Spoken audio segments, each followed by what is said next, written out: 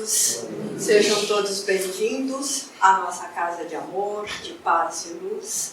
Antes de começarmos o nosso Evangelho, vamos nos prepararmos com o nosso amigo espiritual para que ele possa aviar a receita daquilo que nós viemos buscar. Vamos elevar os nossos pensamentos, buscando o nosso Mestre Maior, nosso Mestre Jesus, nosso irmão e governador, para que junto com a equipe espiritual possamos receber neste momento de luz e de paz o equilíbrio, a bondade e a luz e aquilo que viemos buscar para confortar o nosso coração, para confortar a nossa mente e para confortar o nosso espírito. Que a sua luz, Mestre amado, nos revista de muita paz, de muita energia, e que quando nós tomarmos o passe, que ele possa nos revestir-se da tua paz. Que assim seja. Hoje nós estamos no capítulo 13. De que capítulo que é este? Este capítulo é um capítulo perfeito, porque ele fala, Jesus traz o seguinte esclarecimento, que quando nós fôssemos fazer a caridade, que caridade quer dizer o movimento do nosso coração em favor do outro, cari coração, dade movimento, que quando nós fôssemos nos movimentar em favor do outro, para que aquela outra pessoa ficasse bem próxima de nós e que a vida dela também fosse bem, que era para a mão esquerda não enxergar o que a mão direita estivesse fazendo. Por que Jesus fala isso? Porque nós gostamos de fazer as coisas para o outro, mas de uma maneira que a outra pessoa possa ver e possa, sim, nos elogiar, de preferência, sim, falar da nossa luz, sabe, da nossa essência como ser especial na Terra. Todo mundo gosta disso. Ai, não pensa que é um ou que outro. Todo mundo gosta disso. Ai, como aquela pessoa é boa, como aquela pessoa é maravilhosa, como aquela pessoa é caridosa, como ela faz o bem. Jesus diz que quando a gente pensa na caridade desta maneira, então, e que a outra pessoa está falando, a outra mão está vendo, você já recebeu o seu prêmio, você já foi premiado. Então você faz as coisas para receber, e esta é uma lei do universo, é dando que vamos receber. Só que quando você faz com este propósito, você já recebeu o prêmio a hora que a pessoa te elogia. Então ele fala para você não fazer desse jeito, que é para você fazer uma caridade oculta, uma caridade que só você e o Pai sabem. Lógico que todos nós fazemos isto sim, de menor proporção, mas fazemos. Então ele explica de que maneira que nós devemos fazer. E aí ele vai trazer a piedade como referência. Ele diz que a piedade é a caridade que mais se aproxima dos anjos. Por quê que é a que mais se aproxima? Porque é o seu coração em estado de dor pelo outro. Então você olha para o outro e você sabe que o outro está sofrendo, que o outro está numa prova ou numa expiação, num luto, numa tragédia, numa dificuldade, e você se apieda dessa pessoa, você sente dor pela dor dela. E isto te aproxima dos anjos. Nós fazemos isso no nosso dia a dia, e essa piedade seria essa caridade que a mão não estaria vendo, porque ela é uma dor do coração. Jesus coloca o coração como centro das emoções. Depois veio um monte de civilizações, de tecnologia, de desenvolvimento e tirou o coração dos centros das emoções. Depois o coração voltou para o centro das emoções, quando foi descoberto que os neurônios não estavam somente no nosso cérebro, mas por todo o corpo, e que este órgão, que é só uma bomba que pulsa, que joga sangue e recebe sangue, é uma bomba, ela não pensa, ela não sente, mas nós temos um plexo de sensibilidade no peito. Então, quando nós estamos com dor, é automático, a gente está com dor moral, a gente está com dor de sofrimento, a gente está com qualquer tipo de dor, é normal a gente dizer assim, mas eu estou sentindo uma dor.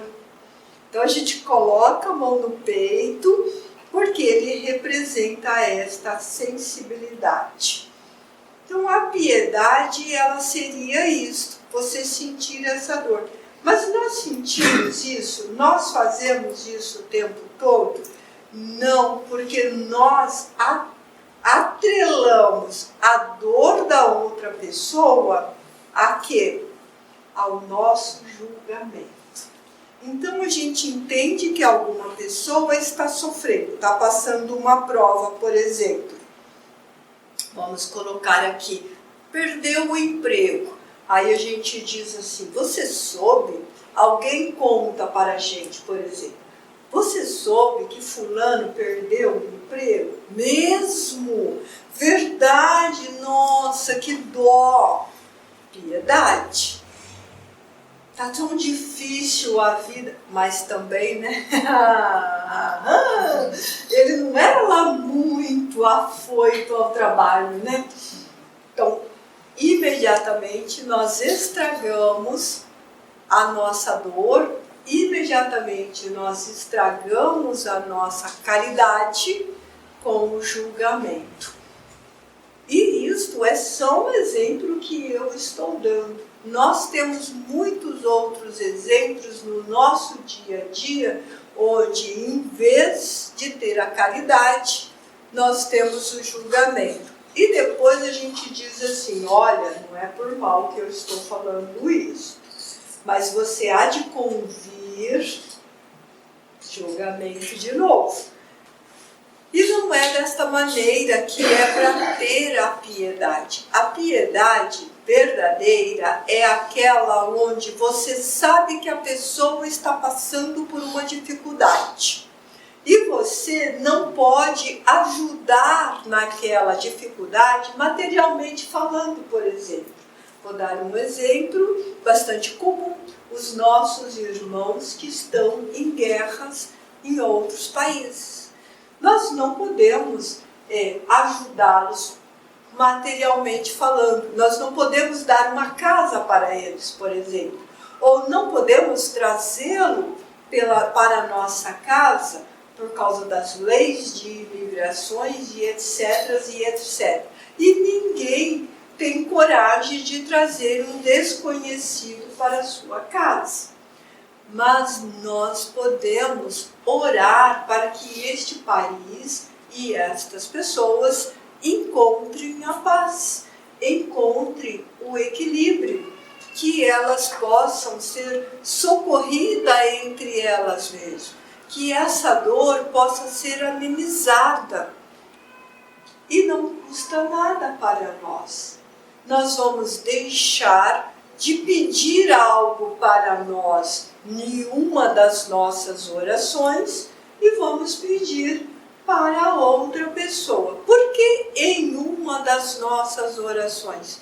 Porque uma pessoa considerada relativamente normal faz 3 ou 4 refeições por dia, certo? Café da manhã, almoço, lanchinho da tarde e jantar. Portanto, nós fazemos 4 orações diárias, pelo menos, certo? Nem sempre. quase sempre esquecemos. Sabe por que nós esquecemos dessas orações? Porque na oração do Pai Nosso, Jesus pede para nós agradecermos o pão de cada dia. E nós agradecemos e nós pedimos nesta oração o pão para 2 anos seguidos e pausa, não preciso mais fazer a prece. Mas, basicamente, nós fazemos 4 orações por dia. É que às vezes a gente não percebe que fez uma oração. Por quê? Porque quando você vai à panela pegar a comida que você fez, é difícil acreditar que tem uma pessoa que vai lá e pega a comida e tal, e sai, vai lá na mesa, senta e come. Geralmente a gente olha para ela e pensa, nossa, graças a Deus, eu tenho alimento. Ou então a gente diz assim, Senhor, que maravilha, eu estou com fome e tenho abençoado o alimento.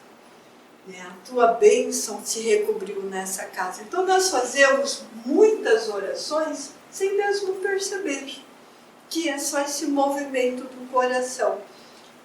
Portanto, a gente pode deixar uma destas orações ou fazer mais uma oração em favor dos nossos irmãos.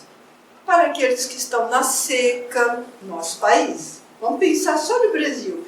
Para aqueles que estão lá na seca, no Nordeste, inclusive nós.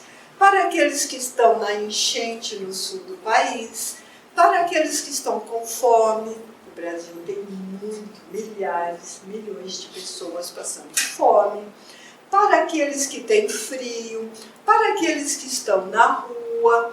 Nós podemos fazer essa oração da piedade, sim. Em seguida, o Evangelho fala para orarmos pelos órfãos. E mais uma vez dá uma impressão que nós não temos órfãos.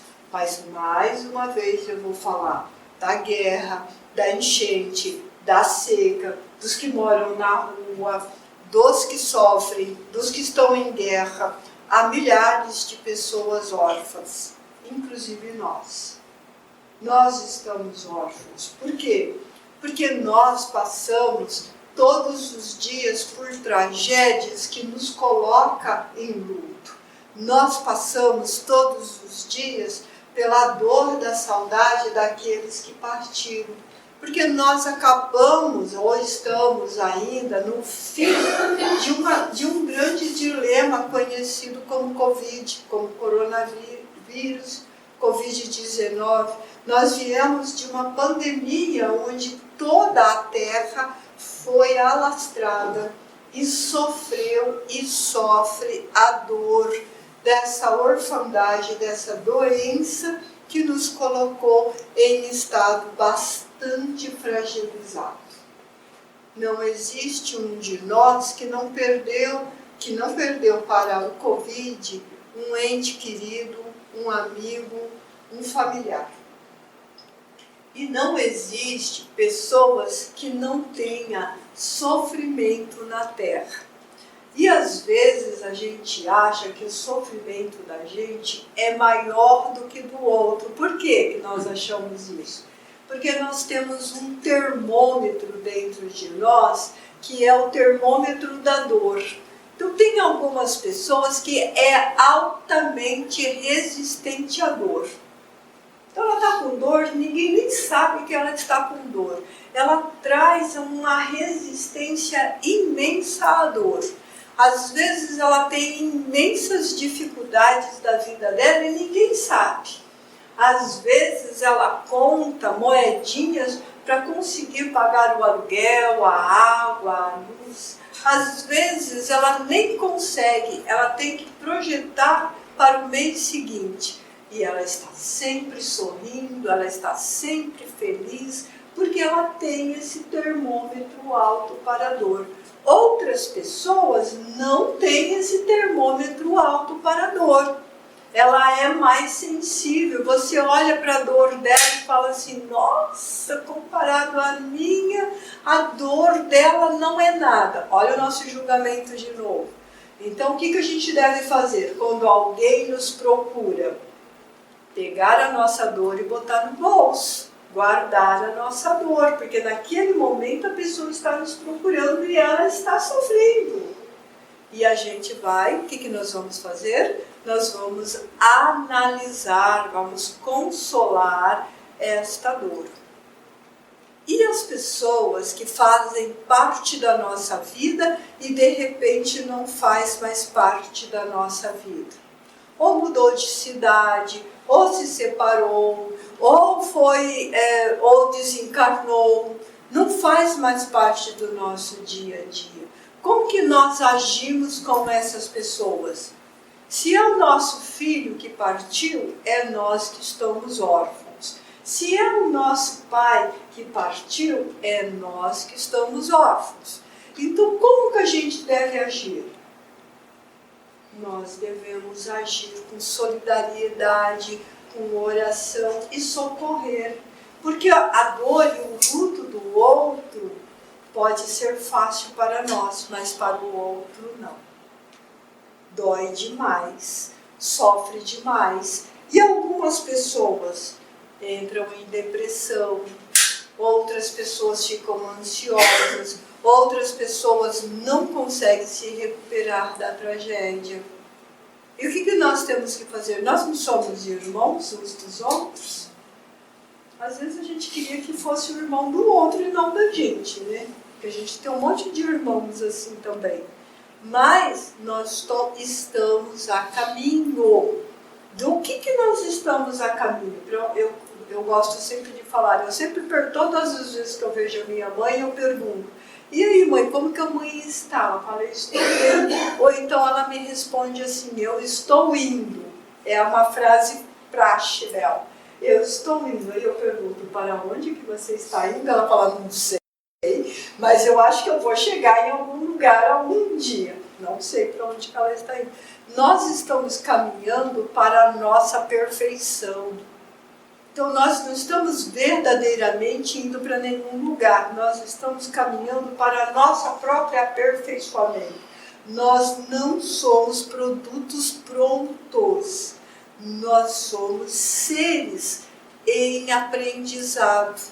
Nós estamos nos aperfeiçoando a cada dia. Quando nós deitamos e quando nós levantamos, nós somos seres diferentes, totalmente diferentes. Então, todos os dias nós aprendemos uma coisa nova. Todos os dias nós abandonamos uma coisa nova. E deixamos também e abandonamos uma coisa velha. E às vezes nós caminhamos com uma pessoa por um período de tempo e depois nós nos afastamos desta pessoa, porque aquele tempo que nós tínhamos com aquela pessoa terminou. Outras vezes nem terminou, ou a pessoa ou a gente desistiu. E às vezes nós magoamos um amigo. O inimigo, o adversário de hoje, é um amigo magoado de ontem. E um amigo ferido de hoje também. Então, quando a gente magoou alguém, é bom a gente reconciliar. E quando a pessoa não tem jeito da gente reconciliar com a pessoa, é o próximo item aqui. O que fazer com aquela pessoa que é tremendamente ingrata? O que fazer com aquela pessoa que tudo o que você faz, ela vai ter um jeito, uma maneira de te ferir, de te atacar? A gente ora e a gente se afasta para não ser contaminado por aquela pessoa. Vamos fazer um paralelo. Você tem uma caixa de tomate e você vai verificar os seus tomates todos os dias para ver se não tem tomate estragado. Porque se um estragar, ele vai estragar todos os outros, não é? Você trabalhava lá no negócio de fruta. Mesma coisa com melão, a mesma coisa com a laranja, a mesma coisa com a batata. Com o ser humano é a mesma coisa. Às vezes, a pessoa próxima de nós, ela nos fere nos magoa e nós não conseguimos se erguer. Nós chamamos essas pessoas de narcisistas, porque elas pensam somente nelas e não pensam em nós. E quando ela não pensa em nós e ela age só por ela, invariavelmente ela vai nos ferir. Invariavelmente ela vai nos magoar. Invariavelmente ela vai arrumar uma coisa para nos criticar. E quando ela nos critica, nós sentimos para baixo, nós caímos, chama depressão, porque desce, sufixo dele, desce, a nossa pressão desce. O que desce? O nosso termômetro de resistência. Nós ficamos doentes. Um doente com outro doente, um grupo de doentes. Então a gente tem que orar por ele, vibrar para que ele fique bem, orar para que ele vá bem, mas que ele mantenha uma segurança, uma segura distância de nós, até pelo menos que a gente consiga lidar com esta pessoa. Em seguida, deste evangelho, para encerrar esse capítulo, eu estou nas instruções dos Espíritos aqui. Ele pergunta se nós devemos fazer amor, dar amor e ter a piedade só com aquelas pessoas que faz parte da nossa família. Sabe assim, o primo, o irmão, o tio, o esposo, o pai e a mãe.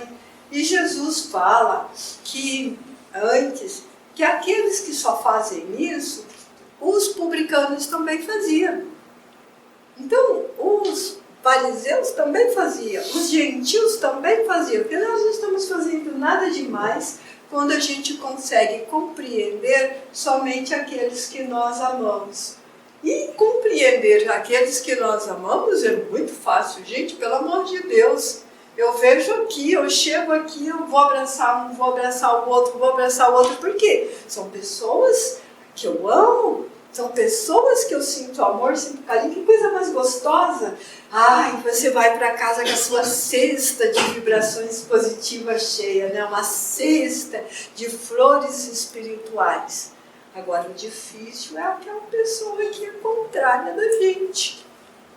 Então, a gente também tem que aprender a oferecer a flor e a aceitar, às vezes, a flor que esta pessoa tem para nos receber. E, às vezes, gente, essas pessoas são cactos. Tem coisa mais selvagem do que cactos? Então, o que a gente faz? Bem, a gente pega o cacto por baixo, assim, ó, no vasinho, e mantém assim, ó, longe da gente. A gente não coloca assim. Faz esse teste, você ganha um punhado de rosas, você coloca aqui, você cheira a rosa, você fica maravilhado. Aí você ganha um vasinho de cactos, você já vai procurar um paninho, alguma coisa para segurar ele distante. E tem algumas pessoas que são cactozinhos mesmo, são porquinhos espinhos mesmo.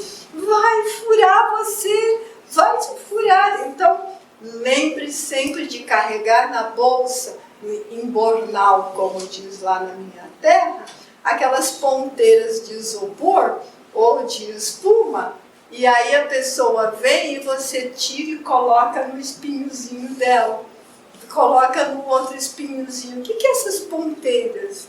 A piedade, a compaixão, a tolerância, a gratidão, a esperança, porque nós temos que ter esperança que a pessoa vai mudar, porque vai chegar um dia que ela vai mudar, não é possível. Por quê? Porque nós temos a eternidade pela frente. Um dia ela muda. A única diferença é que quando ela mudar, você já está num país celeste. E ela ainda vai fazer as lutas delas. Lembre sempre, quem carrega o perdão, quem carrega a piedade, quem carrega o bem-estar, quem carrega a tolerância, quem carrega a alegria, está a caminho. Quem carrega a maledicência, a inveja, a crítica, ainda está semeando. A discórdia ainda está semeando, vai colher um dia. Pode colher aqui na terra? Pode. Pode colher de uma maneira muito dolorosa? Pode. Pode colher de uma maneira que vai lhe causar lágrimas de sangue? Pode. Pode colher em outro mundo mais difícil do que o nosso? Pode também. Então a gente tem que saber que tudo e qualquer coisa que a gente faz, é nós mesmos que vamos colher. O outro não colhe no nosso jardim, não tem jeito. Sabe, eu costumo brincar a seguinte coisa, na terra, e eu vim da roça, na roça, a única coisa que fura no nosso jardim e vem colher é aquelas marmotinhas. Aqui não sei se vocês conhecem, parece um ratinho assim, mas é uma marmotinha. Ela fura tudo por baixo, rouba suas cenouras, rouba suas beterrabas e sai correndo. Então a única coisa que colhe na horta do outro é as marmotinhas. A gente não tem jeito, a gente colhe da nossa horta. E se a gente plantou tempestade, vai colher tempestade. Se plantou moranguinhos, vai colher moranguinhos. Se não gosta de moranguinho, planta pêssego, laranja, qualquer outra coisa. E aí outro dia uma pessoa me disse assim, Soninha, eu gosto tanto de abacaxi. Se eu planto abacaxi, eu vou colher abacaxi, ele é bem espinhento. Mas os ananás não tem espinhos. Só o abacaxi baiana que tem espinho, que é azedo e ácido, mas os ananás são abacaxi doce sem espinho. Então plante ananás, pelo amor de Deus.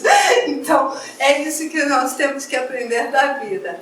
A agir e levar a vida com leveza, porque ela vai nos alcançar.